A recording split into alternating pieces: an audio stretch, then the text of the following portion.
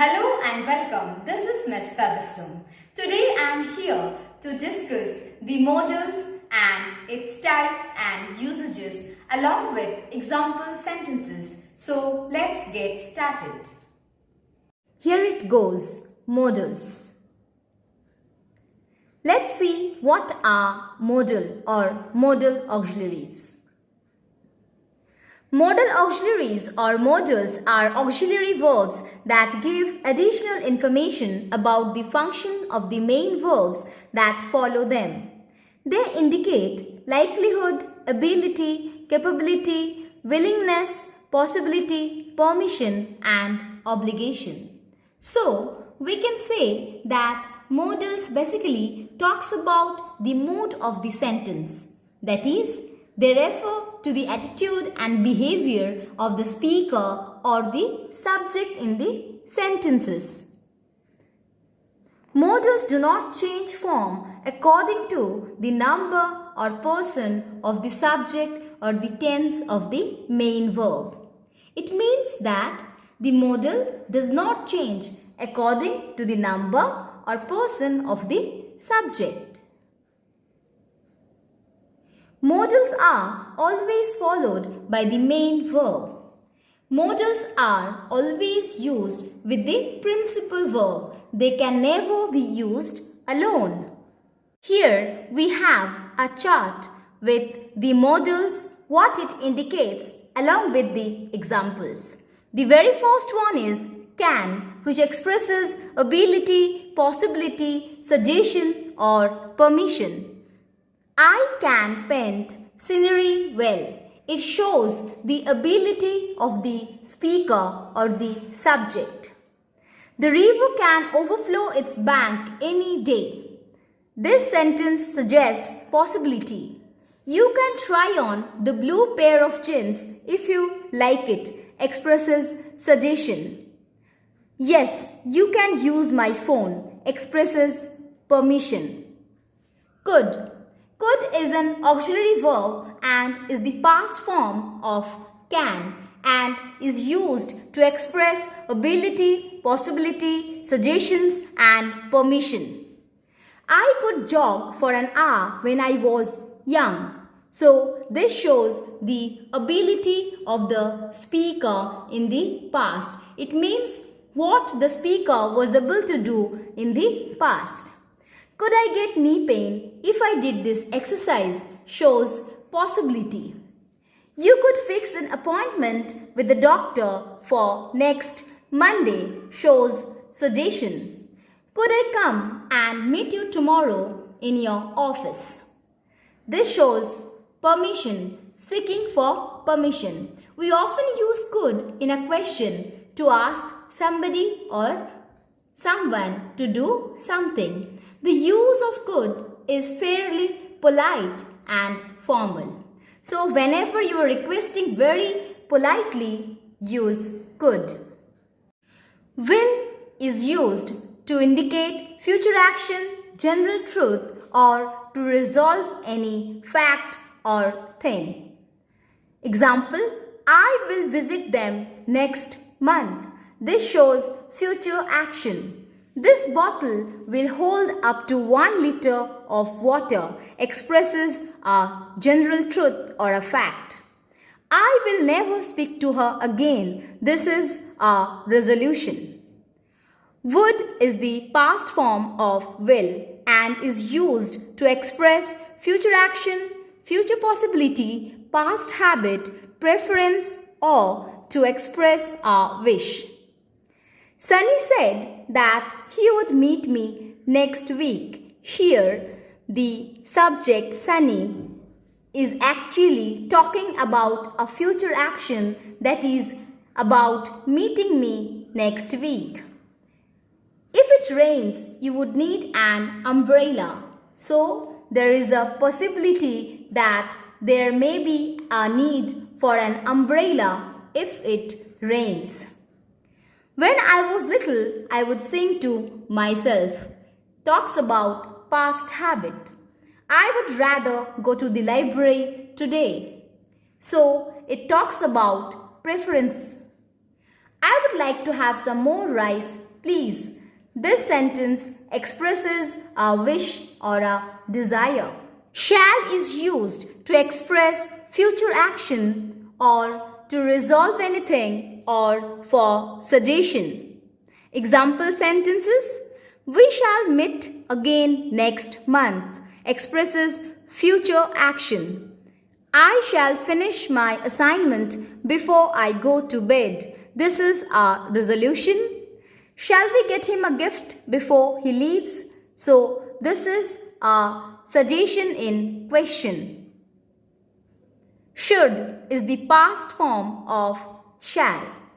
It is used to express advice, probability, preference, or to seek or ask for any opinion.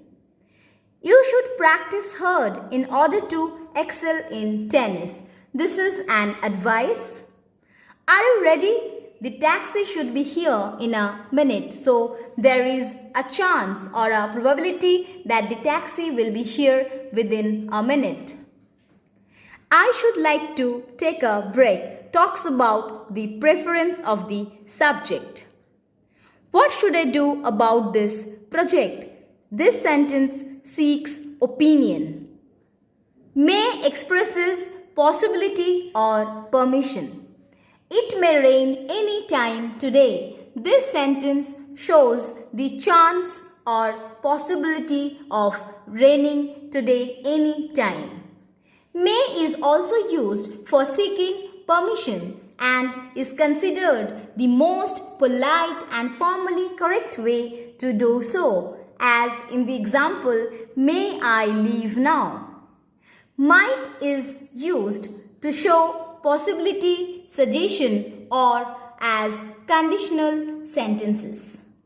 I might not be able to come to your party shows possibility or a slight chance. You might visit the palace during your visit is a suggestion. I might come with you if I don't have a prior appointment. This is a conditional sentence, as the sentence itself speaks that if the subject doesn't have a prior appointment, then he or she might go with the listener. Must is a modal auxiliary and is used to indicate obligation, strong possibility, strong recommendation or deduction based on evidence or inference. Example sentence: you must sign a contract with us for 2 years. This sentence shows that you are obliged to sign the contract. She came home and fell asleep immediately. She must be very tired. So there is a strong possibility that as she was very tired, she came home and fell asleep very soon. You must exercise for an hour every day. This is a strong recommendation. The ground is wet. It must have rained at night. This sentence shows or indicates deduction based on evidence. There is an inference or a possibility that it had rained at night and thus the ground is wet. Must not is used for prohibition or restriction. Whenever you want to restrict or prohibit somebody from doing something, then you must use must not. As in the sentence, you must not enter the premises without permission.